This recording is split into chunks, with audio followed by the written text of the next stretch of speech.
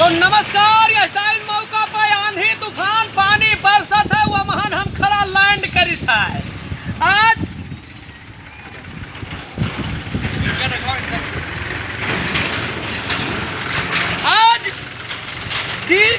जौन है पानी बरसत है किसानन का जब गेहूँ सींचे खोए सरसों सींचे खोए पानी ना बरसे। आज इनके पत्तरा में खूब पानी है। ये इंद्र देवता ये चपिया ये जब चापत है तब अच्छे अच्छे हाफत है। मौसम देखो कितना रंगीन है, दिखाओ पूरा चौतरफा।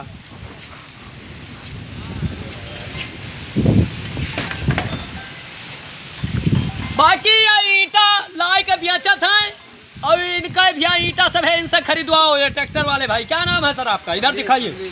संदीप है, मिले हैं हमको। ये बहुत अच्छा हमारे साथ में सहपाठी भी हैं और ये बेचते हैं ईटा, आप लोग खरीदिए। बाकी मौसम बहुत अच्छा है, आज मौसम ठंडा है।